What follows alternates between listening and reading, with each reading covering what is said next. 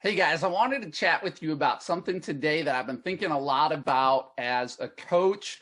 I've had some athletes coming back into the lab as we've gone through our off season, and we've been doing some retests on them, and I've been seeing some different things. One of the things that I've been noticing is that athletes who've been sticking to the paces that we've provided them or their coaches have provided them based on their testing, I've been seeing the progress in their different capacities, both aerobically and anaerobically. We may be focusing more on one at the moment or the other, and so we may see more growth in the area that we focused on, but that is the goal. So some things, though, that I've been seeing for other athletes that may not have been sticking to the paces is that they aren't improving the system that we set out to improve.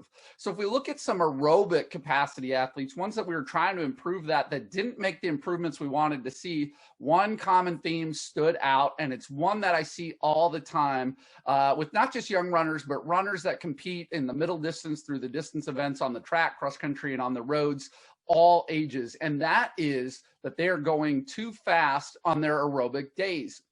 And we set up a day for them. Some may call it an easier recovery day, but I look at it as an aerobic day because it's a system we are trying to improve. It's not meant to be a slow day, although the pace may not necessarily be anywhere near what they may do for, say, tempo running or 400-meter repeats, but it is a day that is meant to build their aerobic system.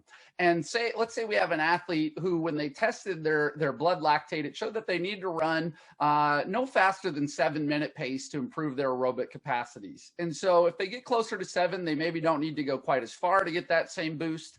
And maybe if they're going quite a bit slower, maybe they would need to either go further or they're getting more time at that pace. But if an athlete's at 7-minute pace and that's where they need to be mainly aerobic, then all of a sudden I see that they're dropping down to 6:30, 6:40 on those days, and they're commenting in their final surge app, and they're saying, "Man, I feel really good. I was able to speed up, and I just felt awesome, and I'm really excited that I'm getting faster on those days." Well, the issue with the athletes that were doing that was their aerobic capacity was actually getting worse. Why is that? It makes some sense if you think about this in a way that sort of separates the two systems, even though it's not 100% how they work in practice. And that is, if it's mainly aerobic at 7-minute pace, and it's mainly anaerobic at, say, 200-meter all-out sprinting, and then somewhere as we merge to the middle, we're finding that we are mixing those systems more and more and more. So it makes sense that if the run was supposed to be, say, 95, 99% aerobic when they're going at 7-minute pace, and they drop down to 6:30, maybe it's now, say it was supposed to be 99%, now it's 92% aerobic, and just throwing those numbers out there.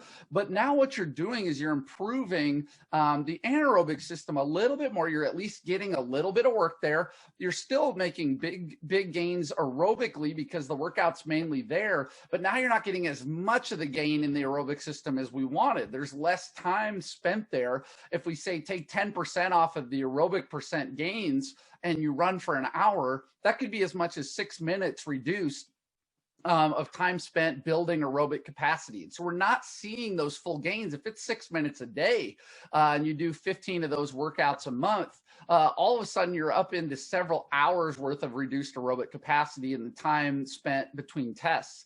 And so what we really want to make sure athletes are understanding is that going faster does not mean necessarily that they're getting more fit, if it means they have to tap into more anaerobic energy to do the job. They may not feel that because small doses of the lactate getting in their blood, that anaerobic reserve, is not going to be that painful to them. They're going to be able to manage it. So they feel like they're still doing fine and they must be running at a pace that's great for them. They're getting faster. So of course, they're in better shape.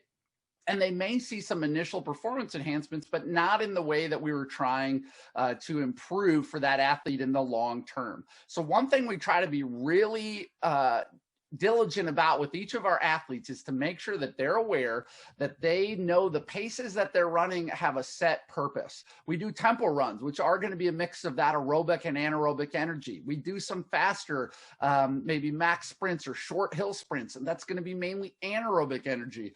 And so if we're doing too much of those in-betweens when we're not supposed to be, and we're supposed to be spread further apart, then we're not getting the benefit for that system. So all three systems, all three ways of that need to be improved: the aerobic, the anaerobic, and all of those in between paces. They're all valuable, but you have to know that if you're trying to focus on one, the pace that your test data showed is essential to making sure you make those gains. So don't think of yourself as a slower runner if you're simply not running at the paces either you did before when you were in better shape, or if you're running paces that you're like, man, I feel like I could run faster. That does not make you better by running faster than the paces that show in your test. So make sure you stick to those paces. It's really important. Come in, get the test done so that you have the opportunity to know exactly what those are. You want to have that dialed in because sometimes that feel might be just a little bit off. We love for you to run by feel and know what days you're feeling good or need to back off, but the data can dial you in even more. And if it's even a 1% gain, that's going to be worth mega time in your performances.